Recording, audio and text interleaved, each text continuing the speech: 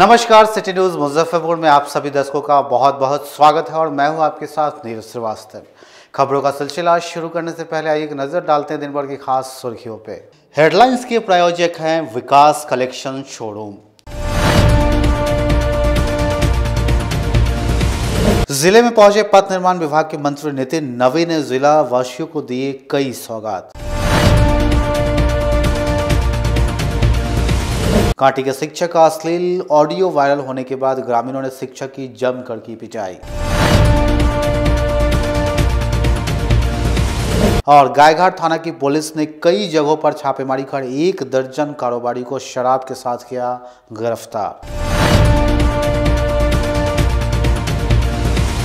तो ये थी आज की सुर्खी और अब खबरें विस्तार से। पथ निर्माण विभाग के मंत्री नितिन नवीन ने जिले वासियों को रिंग रोड समेत कई बड़े पुलों का सौगात दिया। मुजफ्फरपुर को पथ निर्माण विभाग के मंत्री नितिन नवीन ने सौगात देते हुए ब्रिज और रिंग रोड निर्माण की बात कही।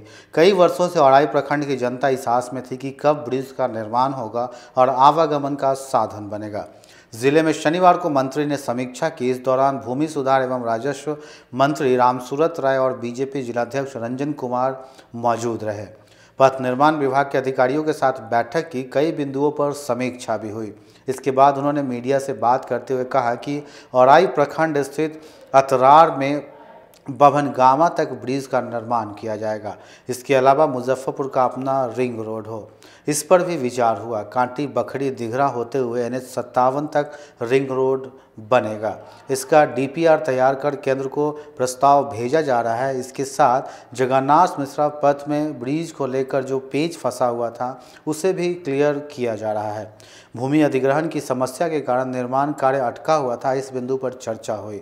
पुल निर्माण विभाग के अधिकारियों ने आश्वासन दिया कि अप्रैल तक कार्य पूरा हो जाएगा। शहर में जो नाला निर्माण हो रहा है उसमें गुणवत्ता का पूरा ख्याल रखा जाएगा। साथ ही सड़क के चौड़ीकरण पर भी विशेष ध्यान रखने को कहा गया है। तकरी मोड़ से उसको कहाँ पर जो सुधा डेयरी मिल का जो सेंटर है वहाँ तक वो लोग मार्च तक कंप्लीट करने की योजना दिए हैं और उसके आगे NH कितना है वहाँ तक NH 50 से उसको भी वो लोग इस वर्ष के समाप्ति तक कंप्लीट करेंगे। तो वो पूरा जो हम लोग का NH 57 का काम चल रहा था उसको भी स्पीडअप करने की योजना का जानकारी हम लोगों ने चर्चा किया और उसको समीक्षा के दौरान स्पष्ट हुआ है कि इसको भी उस समय तक पूरा करना है। तो ये सारी बातें आज समीक्षा बैठक में, बाकी एक एक रोड की हम लोगों ने समीक्षा की है जो LWE के अंतर्गत या हो या राज्य योजना के अंतर्गत जो बन रहे हैं, जहाँ जहाँ पर कमियाँ नज़र आई हैं उस पर उस तरह का निर्देश दिया गया है। और हम लोगों ने बाकी चीज़ों को उनको कहा है कि समयबद्ध तरीके से काम करने का। हम लोगों ने जो एक्सटेंशन ऑफ टाइम होता था वो अब कोई फाइल अब मुख्यालय स्तर पर नहीं जाता है। अब किसी को भी टाइम एक्सटेंशन देना है तो इंजीनियर और एजेंसी दोनों को यहीं पर तय करना है और उसकी जवाबदेही भी उन पर ही तय होगी। अगर कोई टाइम लिमिट पार करता है तो अभियंता भी उसके लिए दोषी पाए जाएंगे और साथ में एजेंसी पर भी कार्रवाई होगी। तो दोनों ही चीज़ों को हम लोगों ने, पहले ये नियम था कि ये पूरे चीज़ें मुख्यालय स्तर पर जाती थी, तो पिछले 2 महीने पहले हम लोगों ने इसको परिवर्तित किया है और हम लोगों ने स्पष्ट किया है कि जो अभियंता है, एग्जीक्यूटिव इंजीनियर और एजेंसी तय करे और उसके बाद भी अगर काम में डिले होता है तो उसकी पूरी जवाबदेही कार्यपालक अभियंता और एजेंसी पर साथ में तय की जाएंगी। तो ये सारे निर्देश अभियंताओं को भी दिए गए हैं और हम लोगों ने चाहे मुजफ्फरपुर 1 हो या मुजफ्फरपुर 2 दोनों के डिवीज़न की समीक्षा की है और ये सारी बातें उनको बताई गई हैं। और अगले 1-1.5 महीने में कुछ और योजनाएं जो कंप्लीट होंगी तो बहुत जल्द हम लोग कुछ योजनाओं का उद्घाटन और कुछ शिलान्यास करने के लिए आएंगे। गायघाट थाना की पुलिस ने कई गांवों में छापेमारी कर शराब के साथ दर्जनों कारोबारी को गिरफ्तार किया। गायघाट पुलिस अवैध शराब के खिलाफ अभियान में जुटी है। गायघाट थाना क्षेत्र के विभिन्न जगहों पर अवैध शराब के खिलाफ अभियान चलाकर कारोबारियों को धर पकड़ में लगी है। इसी क्रम में गायघाट थाने की पुलिस ने थाना क्षेत्र के मैठी डोमा चौक और बखरी के समीप अवैध शराब के खिलाफ अभियान चलाकर कई लीटर मिलावटी ताड़ी को मौके पर ही नष्ट कर दिया। साथ ही 11 लोगों को गिरफ्तार किया। मकरंदपुर के समीप एक युवक को लगभग 30 बोतल शराब के साथ गिरफ्तार कर जेल भेज दिया गया। मामले में गायघाट थानाध्यक्ष नरेंद्र कुमार ने जानकारी देते हुए बताया कि थाना क्षेत्र में अवैध शराब के अभियान चलाकर कुल 11 लोगों को गिरफ्तार किया, जिसमें 2 देशी शराब के तस्कर और 9 पियक्कर को गिरफ्तार कर न्यायिक हिरासत में जेल भेज दिया गया। साथ ही थाना क्षेत्र के मकरंदपुर से लगभग 32 बोतल शराब के साथ एक व्यक्ति को गिरफ्तार किया गया। जैसा कि मैंने बताया कि पूरे जिले में ही हम लोग अभियान चला रहे हैं। ALTF की टीम है, थाना की टीम है। शराब के विरुद्ध व्यापक और बड़े स्तर पर अभियान चलाया जा रहा है। इसी क्रम में गायघाट थाना अंतर्गत एक विशेष छापेमारी अभियान चलाया गया है, जिसमें लगभग 12 लोगों की गिरफ्तारी हुई है। जी, मीनापुर थाना अंतर्गत बानापुर ओपी क्षेत्र में एक ट्रक शराब बरामद किया गया है। टोटल उसमें 489 कार्टून शराब है, जिसकी मात्रा 4401 लीटर है। 2 व्यक्तियों को निरुद्ध किया गया है, गिरफ्तार किया गया है। आगे की कार्रवाई उसमें हम लोग कर रहे हैं। ये कहाँ से मंगाई जा रही थी और कहाँ ले जा रही थी? डिटेल जो है वो हम लोग उसका लिए हम लोगों ने डिटेल लिया है, या हम लोग अनुसंधान कर ही रहे हैं, इन्वेस्टिगेशन हम लोग कर ही रहे हैं। और इस पूरे प्रोसेस में जो बैकवर्ड और फॉरवर्ड लिंकेजेज है उसको भी खंगालने का हम लोग प्रयास कर रहे हैं। जो भी लोग इसमें संलिप्त हैं उनकी गिरफ्तारी है तो हम लोग। जिले में पहुंचे मंत्री नितिन नवीन ने तेजस्वी यादव को अनाड़ी खिलाड़ी बताते हुए मंत्री मुकेश सहनी को बेअसर नेता बताया। बिहार सरकार में मंत्री नितिन नवीन ने बड़ा बयान दिया है। उन्होंने तेजस्वी यादव को अनाड़ी बताया है। राजद के खेला होबे का जवाब देते हुए मंत्री नितिन नवीन ने कहा कि राजद के परिवार और भाइयों में ही खेला होता रहता है, इसलिए वह उसी को समझते हैं। हम लोगों को तो बिहार की जनता ने 5 साल का जनमत दिया है। तेजस्वी यादव को तो खेल भी खेलने नहीं आता, वह तो रणजी में ही लटक कर रह गए। खेल खेलते तो खिलाड़ी बनते, लेकिन अब तो अनाड़ी है। राजद के अपने भाइयों में या परिवार में ही खेला होता रहता है, इसलिए वो उसी खेला को समझते हैं। देश बिहार की जनता ने मैंडेट दिया है सरकार को 5 साल पूरी तरह से राज्य की जनता के हित में चलाने का। उनको आदत पड़ गया है खेला करने का, तो ये पूरा खेल भी तो बढ़िया से खेले नहीं तेजस्वी यादव, उसमें भी रणजी में ही लटक के रह गए। तो कोई चीज़ खेलते भी बढ़िया से तो भी खिलाड़ी कहलाते हैं, वो तो अनाड़ी हैं। नहीं, वो अनाड़ी ना है, इसलिए कौन बोलते हैं? लोग कह रहे हैं अभी आपके घटक दल के लोग भी कह रहे हैं कि तेजस्वी छोटा भाई है लालू की विचारधारा के साथ। अब मेरे भाई तेजस्वी मेरे भी छोटे भाई हैं, मैं भी बोल सकता हूँ। विचारधारा के साथ हैं आप? विचारधारा का भाई थोड़े होता भैया, भाई उम्र में भी होता है ना। विचारधारा का भाई तो बगल में खड़े हैं मेरे। मुकेश सहनी ने कहा है कि लालू की विचारधारा के साथ जाएंगे। मुकेश सहनी कह रहे हैं। कब कहें? हमको तो अभी तक नहीं सुनाई पड़ा है। अगर कहेंगे जाएंगे तो उनको राजनीतिक दृष्टि से उनको पास जो विकल्प है उस पर वो बात कर रहे हैं। हमारे पास यूपी में पूरी ताकत से योगी और नरेंद्र मोदी के नेतृत्व में हम चुनाव लड़ रहे हैं, और मुझे पूरी उम्मीद है कि 2/3 बहुमत से योगी जी की सरकार बनने जा रही है। मुकेश सहनी का असर पड़ेगा कि नहीं? मुकेश सहनी जी बेअसर, अब क्या कहें। मुकेश सहनी जी जिस प्रकार से बिहार में अपना फैलाव करें उनका है। हम लोग पूरी तरह से आश्वस्त है कि यूपी में हम जीतेंगे। सीट पर कौन लड़ेगा? उपचुनाव होना है। निगम प्रशासन द्वारा घिरनी पोखर के दुकानदारों को हटाए जाने के नोटिस दिए जाने के खिलाफ दुकानदारों ने प्रदर्शन करते हुए धरना दिया। घिरनी पोखर सब्जी मंडी के दुकानदारों को नगर निगम प्रशासन द्वारा 15 दिनों के अंदर दुकान हटा देने की नोटिस के खिलाफ कल सब्जी मंडी व्यवसायिक संघ के सदस्यों ने घिरनी पोखर पर धरना प्रदर्शन किया। इन दुकानदारों के साथ देने वाले माले के सदस्य भी धरना पर बैठे थे। दुकानदारों ने कहा कि घिरनी पोखर सब्जी मंडी शहर का चर्चित सब्जी मंडी है। यहाँ 250 से अधिक दुकानदार है। यह सब्जी मंडी व्यवसायियों के खिलाफ ही नहीं बल्कि नागरिकों के खिलाफ भी है। कोरोना गाइडलाइन का पालन करते हुए आज घिरनी पोखर के जो फल सब्जी व्यवसायी संघ है उसके बैनर तले घिरनी पोखर मंडी में ही जो है कि आज 1 दिवसीय धरना का आयोजन किया गया है। ये धरना इस बात को लेकर है कि जिस मंडी को 1987 में तत्कालीन जिलाधिकारी हेमचंद सिरोही जी ने बसाया, तमाम दुकानदारों को दुकान दिया और इस शहर के लोगों को एक सुविधा दी कि आप शहर के बीच में एक ऐसा मंडी हो जहाँ से सस्ता और सुलभ सामान जो है कि लोगों के घरों तक पहुँचे।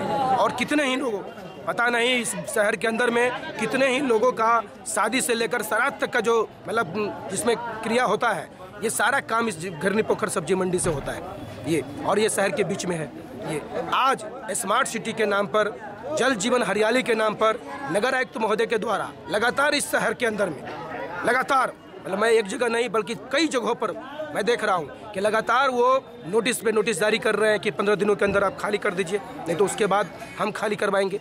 ये कौन सा तरीका है? अभी कोरोना का महामारी का दौर है, इतनी अत्यधिक ठंड का समय है, ये कहीं से भी मानवीय नहीं है कि अभी आप किसी चीज़ पर कार्रवाई करिए। पहला नंबर बात। दूसरी नंबर बात कि जो ज़मीन नगर निगम की है ही नहीं, उस ज़मीन पर आप नोटिस देने वाले कौन होते हैं? हाई कोर्ट में, सुप्रीम कोर्ट में इस ज़मीन का मामला अटका हुआ है। ये ज़मीन किसी की निजी ज़मीन है, किसी की निजी प्रॉपर्टी है। आप मालिक नहीं और आप नोटिस जारी कर रहे हैं, तब तो हम भी कल किसी को नोटिस जारी करते हैं। ये आप उसके अधिकारी नहीं हैं और आप नोटिस जारी कर रहे हैं, ये गलत है, ये गलत है। और लोग लड़ेंगे आपके खिलाफ। ऐसा नहीं है कि आप नोटिस निकाल देंगे और लोग जो है कि जो ना एकदम बिल्कुल आपका आदेश मान के खाली कर देंगे, बिल्कुल नहीं खाली करेंगे। और जान जाइए पूरे शहर के अंदर में जितने भी जगह ये नोटिस जारी किए हैं, जान जाइए उन तमाम लोगों की हम लोग एकता बना रहे हैं। जान जाइए चाहे हॉस्पिटल रोड के लोग हों, मीना बाजार के लोग हों, स्टेशन बाजार के लोग हों, या मान लीजिए कि वो कंपनी बाग के लोग हों, या महाराजी पोखर के लोग हों, पक्की सराय के लोग हों, या समझिए गिरनी पोखर के लोग, इन तमाम लोगों की एकता हम लोग बना रहे हैं। और जान जाइए तमाम लोगों की एकता बनेगी और ये लोग जहाँ पर हैं वहीं पर रहेंगे। जान जाइए वहीं पर रहेंगे, वहीं पर इनका दुकान भी चलेगा। और आज इस धरना के माध्यम से एक मेमोरेंडम हम लोग जिलाधिकारी महोदय को दे रहे हैं कि जिलाधिकारी महोदय कम से कम इस तरीके का जो तानाशाही जो फरमान जो जारी करने वाला आपका नगर आयुक्त है, इस पर कम से कम लगाम लगाइए। इस तरीके से काम नहीं होता है। स्मार्ट सिटी के अंदर के तहत में 19 काम शहर के अंदर में चल रहा है और पूरे शहर को खोद कर आप छोड़ दिए हैं। पूरे शहर को कहीं भी नियम के अनुसार कोई काम नहीं हो रहा है, कहीं भी समझिए काम से रिलेटेड कोई बोर्ड नहीं लगाया गया है। जनता किसी भी शहर के एक आदमी को पता नहीं है कि कौन सा काम कहाँ पर हो रहा है। और हम लोगों ने जो आरटीआई से जो जानकारी मांगा, उस जानकारी में हम लोग को कहा गया कि 5 काम संपन्न भी हो गया। भाजपा व्यवसायी मंच के प्रदेश उपाध्यक्ष पुरुषोत्तम पोद्दार ने कहा कि यूपी में सभी समुदाय के लोग पार्टी के साथ हैं। भाजपा व्यवसायी मंच के प्रदेश उपाध्यक्ष पुरुषोत्तम पोद्दार ने उत्तर प्रदेश के कई जिलों का दौरा किया और मुजफ्फरपुर लौटकर उन्होंने कहा कि उत्तर प्रदेश में एक बार फिर योगी सरकार बनेगी। चारों ओर डबल इंजन की सरकार को लोग देखना चाह रहे हैं। इस बार 350 सीटों का आंकड़ा भारतीय जनता पार्टी पार करेगी। बहन जी को वोट दोगे? बोलो क्यों दूंगा, इतना दिन देता है वो क्या मिला? तो हम लोग तो योगी जी को देंगे। उस यादव परिवार की चाय की दुकान पर रुका हमने, आप कौन से बिरादरी के हैं, क्या बिरादरी क्यों पूछ रहे? ऐसे ही पूछ रहा हूँ। तो उन्होंने कहा मैं यादव बिरादरी से हूँ। तो इस बार आप लोग वोट यादव इसको अखिलेश जी को देंगे। उन्होंने कहा देखिए समय बताएगा, लेकिन योगी जी उन्होंने खुलकर तो नहीं कहा कि मैं दूंगा, नहीं, समय बताएगा। और निश्चित रूप से योगी जी के काम की हम लोग सराहना कर रहे हैं। तो इसका अर्थ भी हम लगाते हैं कि वो डायरेक्ट नहीं बोलकर इनडायरेक्ट बोल रहा, लेकिन मोदी जी की तारीफ कर रहा है, योगी जी की तारीफ कर रहा है। इसलिए जातीय समीकरण के ऊपर में ज्यादा विश्वास नहीं रखकर अच्छा शासन, अच्छी व्यवस्था वो सारे लोग चाहते हैं। और उसमें योगी जी खड़े उतरे हुए हैं। इस कम से कम ये 3 दिन 4 दिन के प्रवास में हर जगह मैं चाय पिया, नाश्ता किया, रुका, पूछा, सब लोगों की जातीय आधार से भी छेड़ के देखा। तो उन्होंने कहा नहीं, कुछ यादव लोगों ने तो निश्चित रूप से खुले रूप नहीं कहा, लेकिन देखिए अच्छी काम करने वाले की हमेशा विजय होती है। तो इसका मतलब है कि उनका होगा। तो हमको लगता ही है जो 350 है ये अधिक ही जाएगा, इससे नीचे नहीं जाने वाले योगी।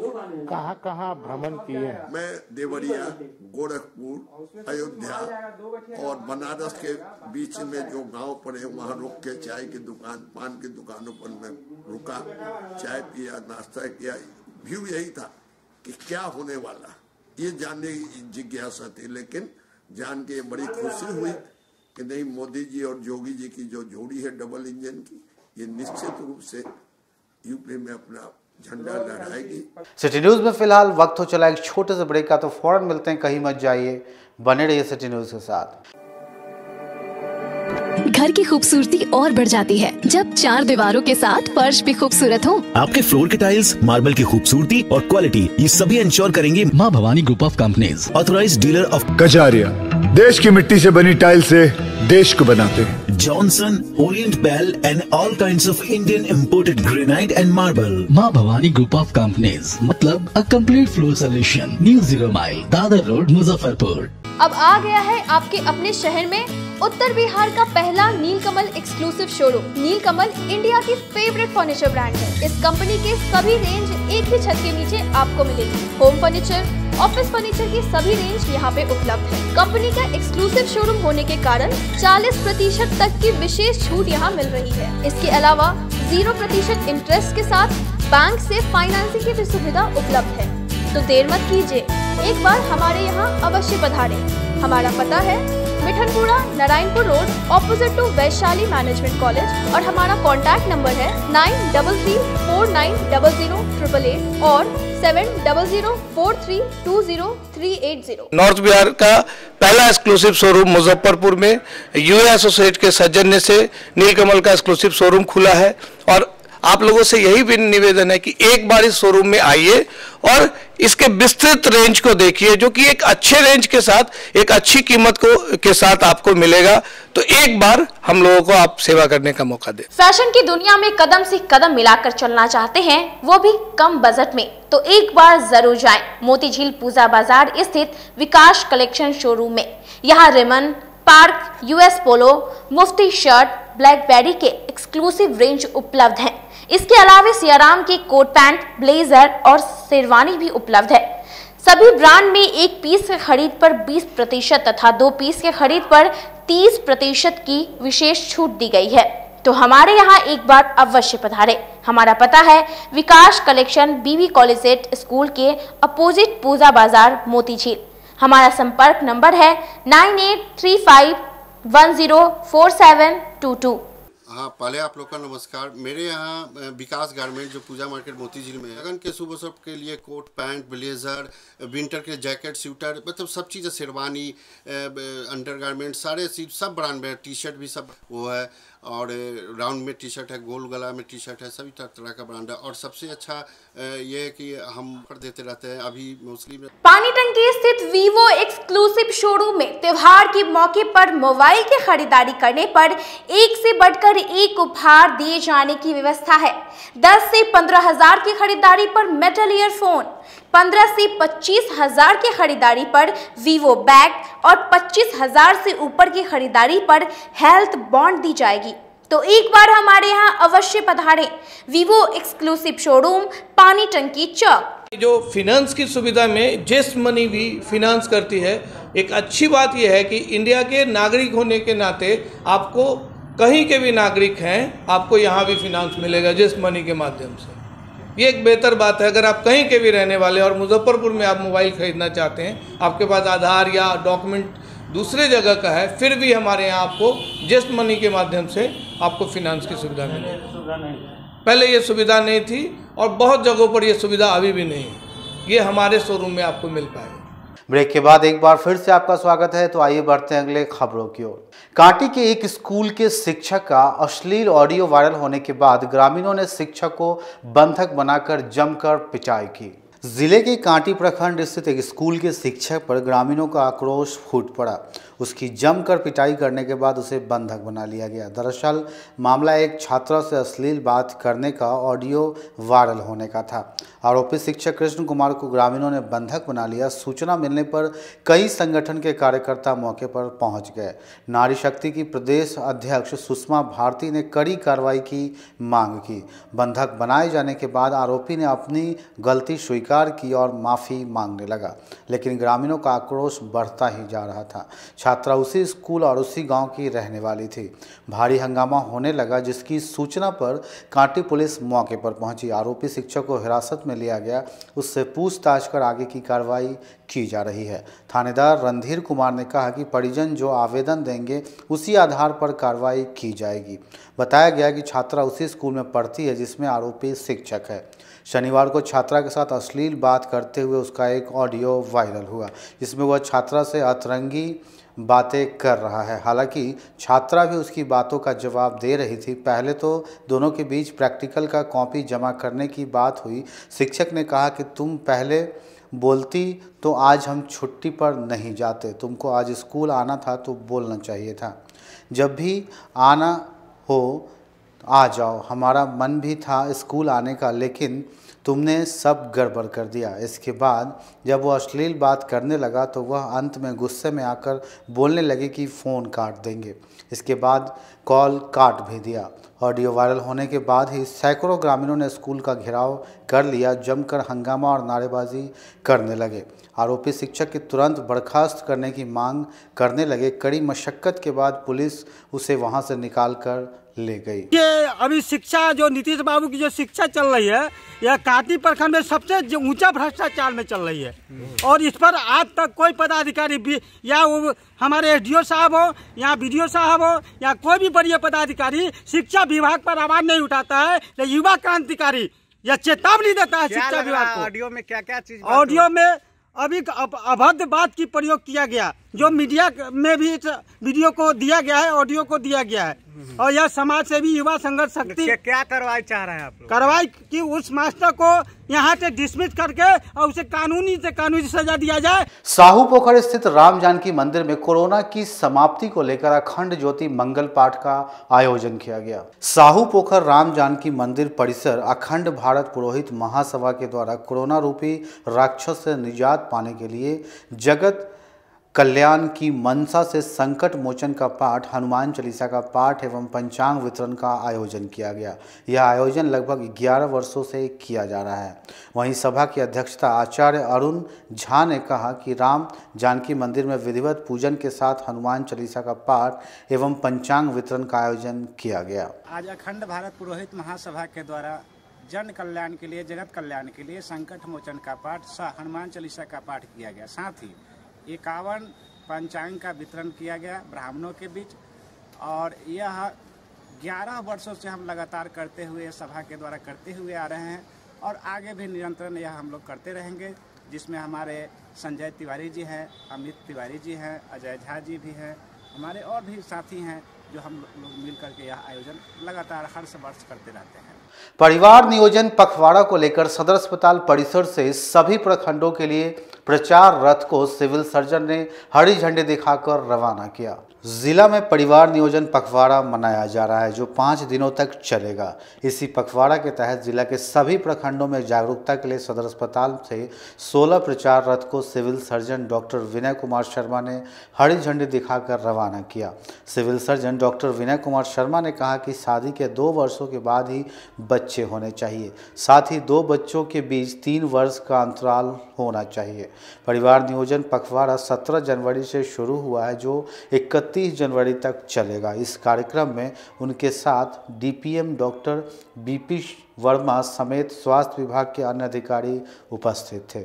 अभी परिवार नियोजन पखवाड़ा मनाया जा रहा है, तो उसी के प्रचार प्रसार के लिए गाड़ियों को रवाना किया जा रहा है और ये गाड़ियां जो है गांव-गांव में घूमेगी और लोगों में संदेश देगी। हम लोग का मुख्य जो संदेश है कि शादी के बाद कम से कम 2 वर्ष तक बच्चे ना हो और 2 बच्चों के बीच में 3 साल का अंतर हो और अगर 2 से ज़्यादा 2 बच्चे हो गए हैं तो आप परमानेंट जो है ऑपरेशन करवा लें।